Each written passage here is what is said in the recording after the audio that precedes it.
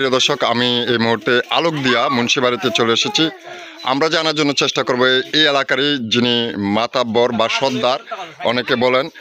তো আসসালামু আলাইকুম। আপনার পরিচয়? আমার পরিচয়, আমার বাড়িতে আলুপিয়া আব্দুল মমিন সর্দার। আমি এই আলুপিয়া আমার বাড়ি। জি জি জি।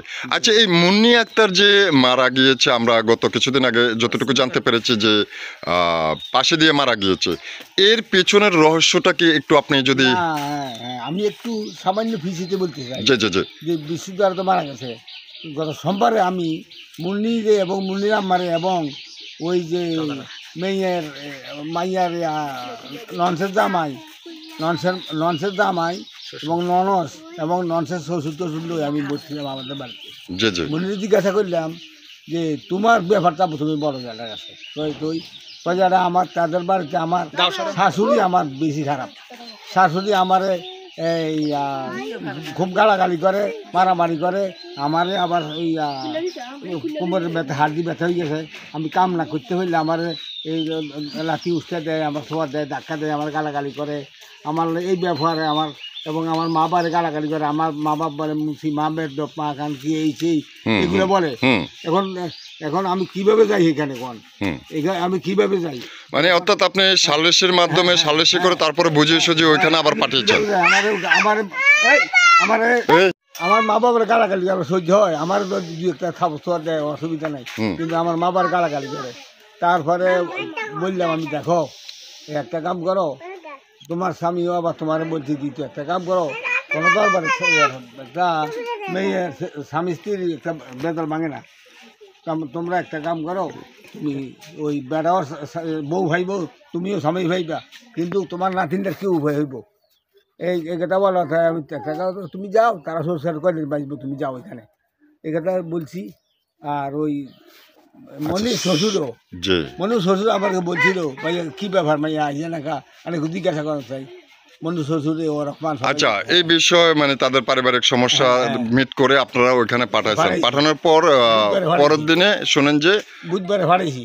ভাড়ানোর বৃহস্পতিবারে ওই বৃহস্পতিবারের খবর শুনলাম, মরার খবরটা। আচ্ছা, এই মরার খবরটাকে নিয়ে আপনার কি মনে হচ্ছে? মরার খবরটা লই আমি যখন সেখানে যাইনি, যা শুনছি এবং আমি চেহারা দেখছি, এইটা কোনো হাঁসের রুগী না। আমি এই বয়সে হাঁসের বহুত রুগী দেখছি। মানে আপনি বুঝাতে চাচ্ছেন তাকে মেরে লটকানো হয়েছে, আর সেখান থেকে আবার তার শ্বশুর শাশুড়ি বাঁচার জন্য বা তার ননদরা বাঁচার জন্য তাকে আবার ওড়না কেটে নামিয়ে মাটিতে রাখা হয়েছে। দেখা গেছে না, আমরা এই বিষয়ে জানতে চেয়েছি অনেকের কাছে তাৎক্ষণিক ওই সময়। তখন আমাদের প্রশ্ন ছিল একটাই, যে যখন আপনারা পা লড়ে বা তাকে নিয়ে বা সে মরেনি, আপনারা তাকে হাসপাতালে নিয়ে যাবেন, কিন্তু ওই ধরনের উদ্যোগও তো নেননি, কিন্তু এটাকে ওইখান থেকে কেটে মাটিতে রাখা হয়েছে। না, এটা যেরকম বোঝা যায় কাটে নাই, তারা মনে ওনারা ডবল ঘিরে দিয়ে ওনারা ডাক করে বাঁধি খাটের উপরে পারে, তারা মারছে এই জিনিসটা। কিন্তু ওনারা একটু ফ্যানটার প্লেটের মধ্যে বাঁধে রেখেছে। ফ্যানটার ডানটা না, প্লেটে বাঁধে রেখেছে। হ্যাঁ, আমরা দেখছি, সেটা আমাদের কাছে ছবি আছে। প্লেটের মধ্যে বাঁধে রেখেছে। প্যানের যদি প্লেটে যদি বান্ধা অবস্থা যদি সে যদি লটকায়, সেটাও এখন আমাদের যে বিষয়টা, আমরা প্রশাসনের উদ্যোগ এই কথাটা বলতে চাচ্ছি। প্যানের পাতার সাথে তার যে ওড়নাটা বাঁধা ছিল, এটা কিভাবে শুনেন, যদি তার তো একটা ভার আছে, সে ভারে তো ফ্যানটা বাঁকা হয়ে থাকতো বা প্যানের যে পাতাটা বাঁকা হয়ে থাকতো, কিন্তু সেটাও হয়নি। এখন আপনারা বলতে চাচ্ছেন যে তাকে মেরে ওইখানে অর্ধেকটা ঢুকেছে আর বাকিটা ওনার সহকারে সবাই রাখছে। এখন আচ্ছা, এই বিষয়ে সর্বশেষ আপনি কি চাচ্ছেন? সর্বশেষ চাইছি আমি সুস্থ বিচার চাই এবং সরকারের প্রশাসনের আমার সুস্থ বিচার চাই, যে এখনো দুনিয়াতে আর কেউ এই ধরনের কাজ না করে, এই বিচার চাই।